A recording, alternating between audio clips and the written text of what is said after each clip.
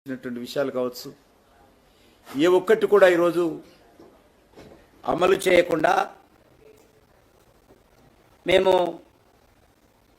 విజయోత్సవాలు నిర్వహిస్తామనేటువంటి విధంగా ఈరోజు రాష్ట్ర ప్రభుత్వం ప్రకటించడం జరిగింది.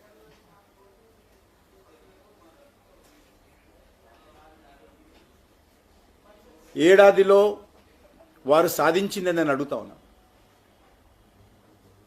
బెదిరింపులు,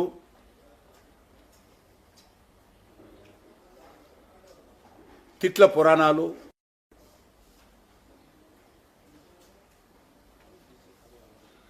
వ్యక్తిగత దాడులు, అక్రమ కేసులు,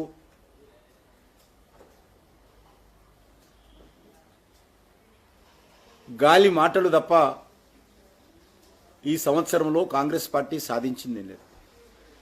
నేనేదైనా సమస్య మీద మాట్లాడితే కిషన్ రెడ్డి డిఎన్ఏ ఏంటి అని మాట్లాడతాడు.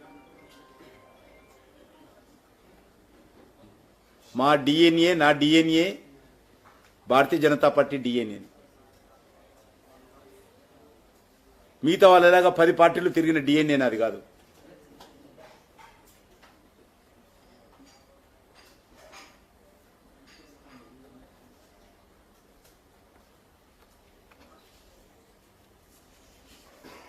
ఈరోజు భారతీయ జనతా పార్టీ తరఫున కాంగ్రెస్ పార్టీ వైఫల్యాల మీద 1వ తేదీ నుంచి 5వ తేదీ వరకు రాష్ట్ర వ్యాప్తంగా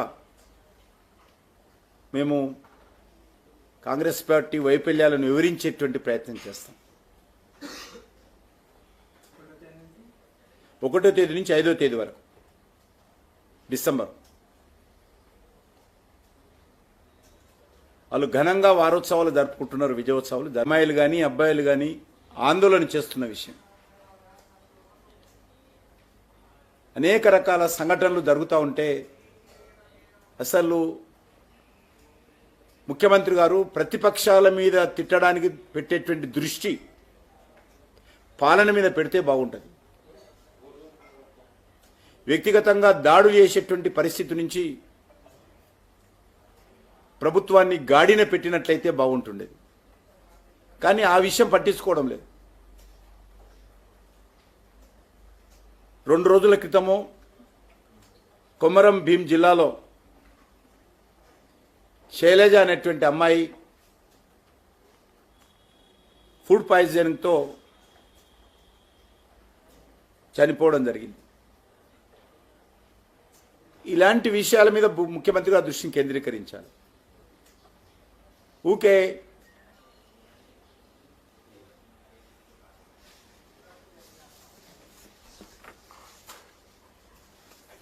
సంబంధం లేని విషయాలు ఈరోజు ముఖ్యమంత్రి గారు మాట్లాడుతూ ఉన్నారు.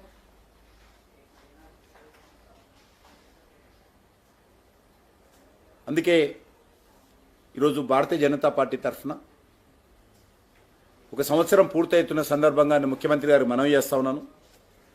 ఇప్పటికైనా నిర్మాణాత్మకంగా మరి పాలన మీద దృష్టి పెట్టాల్సిందిగా నేను కోరుతా ఉన్నాను.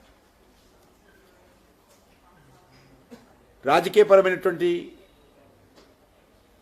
ఆరోపణలు, ప్రత్యారోపణల నేపథ్యంలో తెలంగాణ నష్టపోతా ఉంది. తెలంగాణ ఈరోజు గతంలో ఉన్నటువంటి టీఆర్ఎస్ పార్టీ కారణంగా, ఈరోజు అధికారంలో ఉన్నటువంటి కాంగ్రెస్ పార్టీ కారణంగా రాష్ట్రము నష్టపోతుంది తప్ప రాష్ట్రంలో ఉన్నటువంటి రాజకీయ వ్యవస్థ భ్రష్టు పడుతుంది తప్ప ఏమాత్రం మార్పు రాలేదు. అది ఎమ్మెల్యేల పార్టీ ఫిరాయింపుల నుంచి మొదలు పెడితే, వ్యక్తిగత దాడుల నుంచి చూపిస్తే, అసాధ్యమైనటువంటి విషయాల్లో సాధ్యాలు చూడకుండా ప్రజలను మభ్యపెట్టే విషయంలో కూడా ఈరోజు 2 పార్టీలకు తేడా లేదు. ఈ 2 పార్టీలు ఒకటే. ఈరోజు గతంలో కాంగ్రెస్ పార్టీ రాజశేఖర్ గారు ఉన్నప్పుడు టీఆర్ఎస్ ఎమ్మెల్యేలను చేర్చుకున్నాడు. కేసీఆర్ ముఖ్యమంత్రి అయిన తర్వాత కాంగ్రెస్ ఎమ్మెల్యేలను చేర్చుకుని మంత్రి పదవులు చేశారు. ఈరోజు మళ్ళీ కాంగ్రెస్ పార్టీ అధికారంలోకి వచ్చిన తర్వాత రేవంత్ రెడ్డి గారు టీఆర్ఎస్ ఎమ్మెల్యేలను చేర్చుకొని పార్టీ ఫిరాయింపుల చట్టానికి తూట్లు పొడుస్తూ ప్రజాభిప్రాయాన్ని పూర్తిగా కాలరాచేటువంటి ప్రయత్నం చేస్తాం.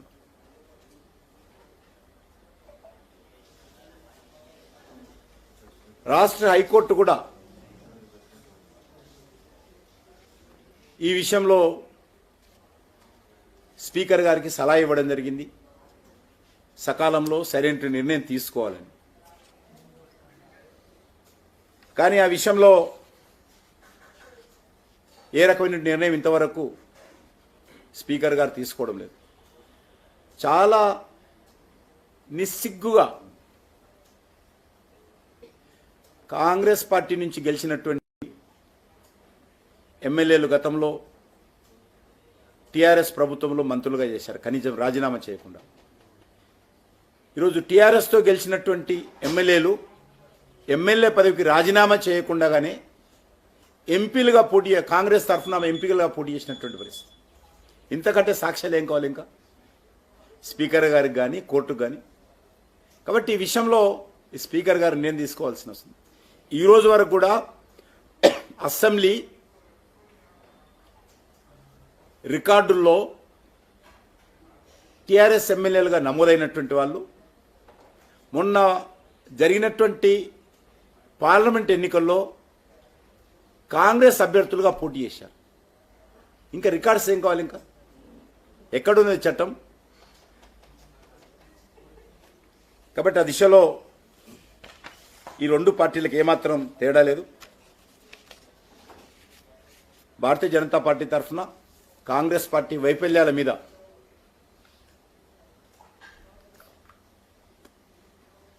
ఒక సంవత్సరం పాటు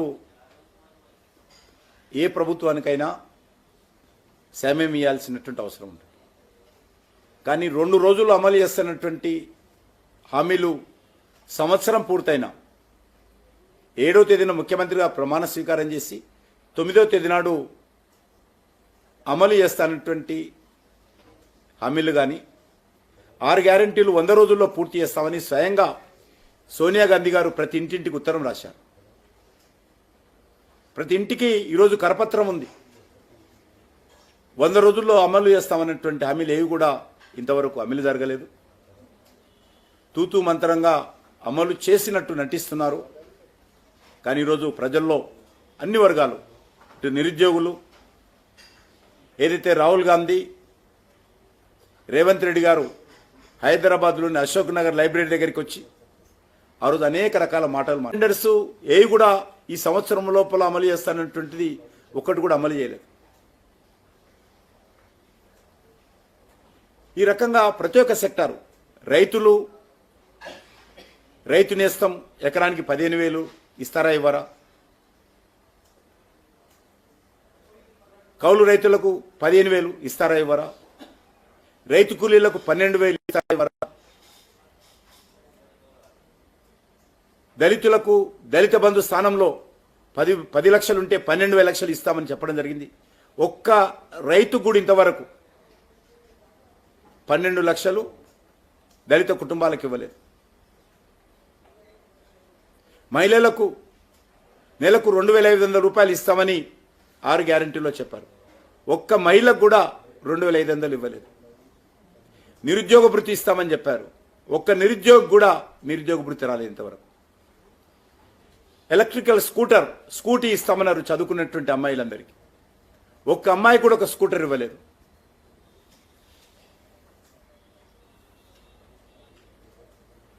సుమారు 13 పంటలకు 500 రూపాయల బోనస్ ఇస్తామన్నారు.